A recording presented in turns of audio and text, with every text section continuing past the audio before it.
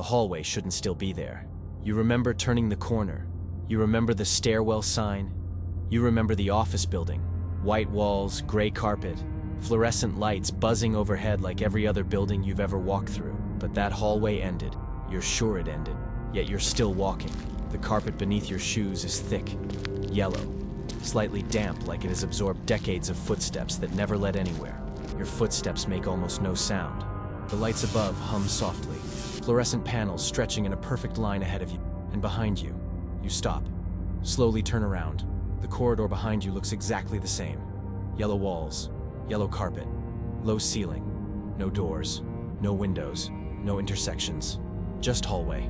Endless hallway. You take a few careful steps forward again. The air smells faintly of dust, old carpet, and overheated wiring. Then something changes. One of the lights above you flickers, not randomly, sequentially. One panel, then the next, then the next. Like something is waking up inside the ceiling. You freeze, listening. And that's when you notice the worst part. The hallway didn't just stretch forever. It shifted, subtly, quietly, but unmistakably. The corridor in front of you just became longer. You didn't walk into this place. You crossed into something. A structure, a system. And now that you're inside it, the yellow levels have started paying attention to you. At first, you assume there's a simple explanation. Large office buildings can be confusing. Maintenance corridors, storage floors, areas the public isn't supposed to see. So you keep walking. The fluorescent lights buzz softly above you. The carpet under your shoes feels thick, slightly damp, swallowing every step. The air is warm and stale, like the ventilation stopped working years ago. You check your phone. No signal. That part isn't surprising. But the clock flickers once, then resets. Sharp 100. You stare at the screen. A moment ago, it showed the time. Now it shows nothing but zeros. You restart the phone. The screen goes black, dead. You slide it back into your pocket and keep walking, because stopping feels worse. After a few more minutes, you begin noticing small details your brain ignored before. The lights aren't identical. Some hum louder, some flicker slower, and one section of carpet ahead is slightly darker than the rest. You step across it. The air changes immediately. Subtle, but unmistakable. You turn around. The corridor behind you suddenly feels farther away. That's when the thought finally forms. This place isn't a hallway. It's sections of hallways, layers, levels, and you just stepped into the first one. You slow down, not wandering any, observing. The darker strip of carpet stays behind you like a border between two parts of the corridor. You test it. One step back. The air feels lighter. One step forward again. Warmer. The buzzing in the lights above grows slightly louder. The difference is subtle, but real. Your first rule. The yellow levels are divided into sections. You begin counting the fluorescent lights overhead. 10, 20, 30. At the 30-second light, the carpet changes again. Darker, more worn. You kneel and run your hand across the fibers. The texture is thinner here, almost gray beneath the yellow glow. When you stand again, the corridor finally changes. It splits. Two hallways stretch ahead of you. One continues straight. The other bends slightly to the right. You listen carefully. The straight corridor is silent. But from the right hallway comes a faint sound. A low electrical vibration. Something deeper than the hum of the lights. Maybe machinery. Maybe movement. You hesitate. Every instinct tells you the same thing. Unknown corridors mean unknown risks. But staying where you are won't teach you anything about the system. And if this place really works in layers, then every choice matters. You take a slow breath, then step into the right corridor. The lights above flicker immediately. Once, twice, 3 times in a row. You freeze, listening. And somewhere ahead, beyond the next bend in the hallway, you hear footsteps. Slow, measured, and definitely.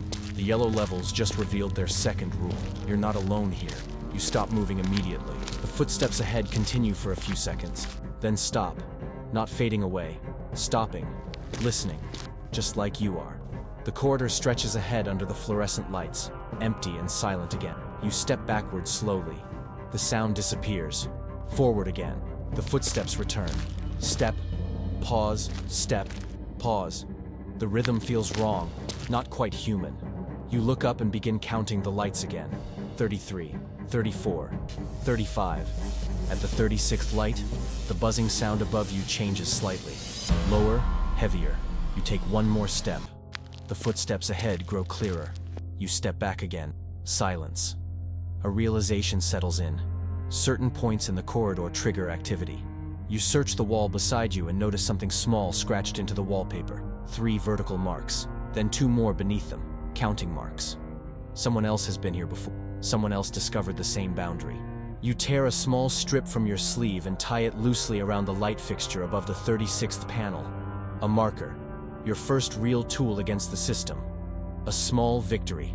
You step forward again deliberately. The footsteps return instantly. Slow.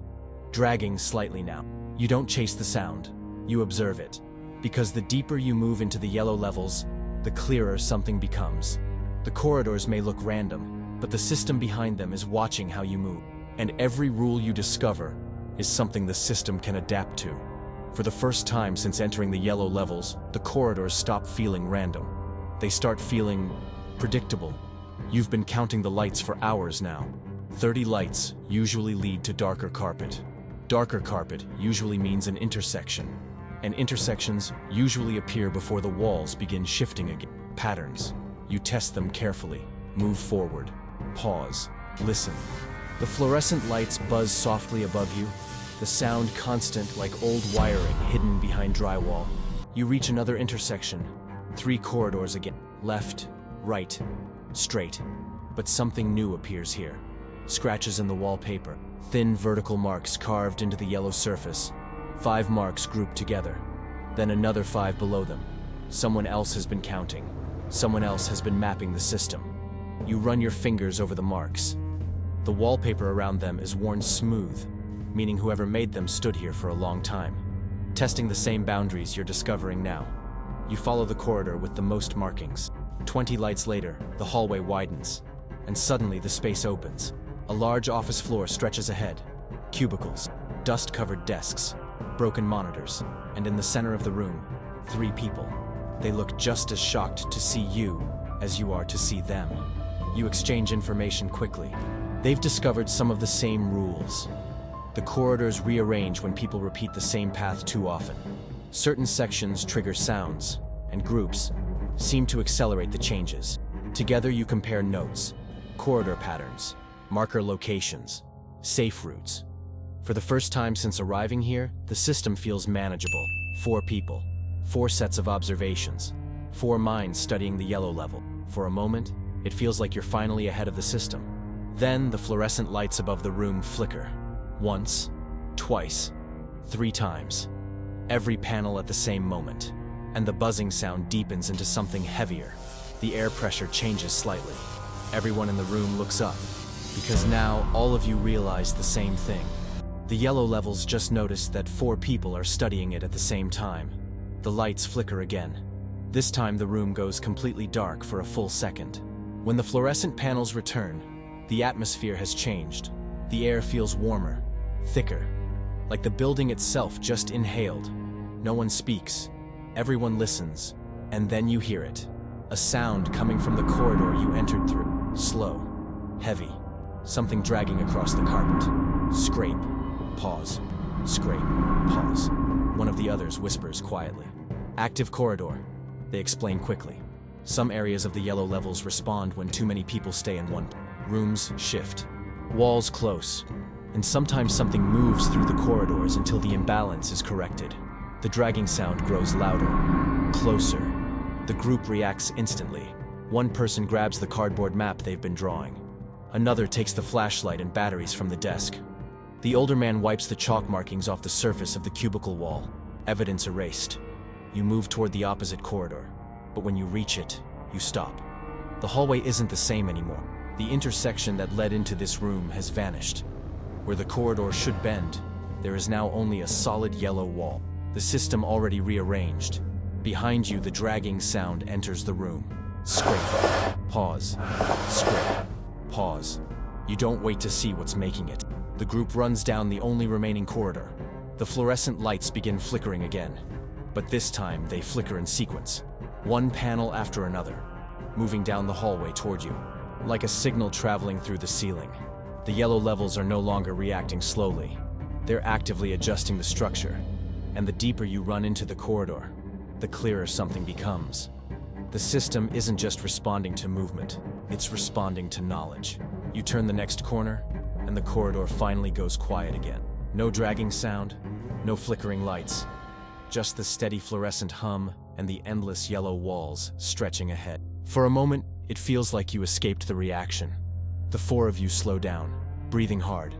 Then someone behind you says quietly, "Where's the marker?" You turn back. The strip of fabric you tied earlier around the fluorescent light is gone. Not torn, not moved. Gone. You look up. The light fixture itself is different. Not the same panel, not the same ceiling tile. The corridor has already been replaced. The map inside your head collapses instantly. All the routes you memorized, all the intersections you studied, every safe corridor you thought you understood. None of it exists anymore. The older man opens the notebook again, flipping through the pages. His expression changes immediately. The maps don't match the corridors anymore. Lines that once connected sections now lead to blank space. Some areas are completely erased, as if the system rewrote itself faster than anyone could document it. Then the lights flicker again, but this time, everywhere. The corridor goes dark for a full second. When the lights return, one of the others is gone. No sound, no footsteps, no doorway. Just empty carpet where they were standing a moment. Three of you no one speaks, because now everyone understands what just happened. The yellow levels allow wandering. They allow exploration. But once people begin understanding the structure, the system begins removing the ones who learned too much.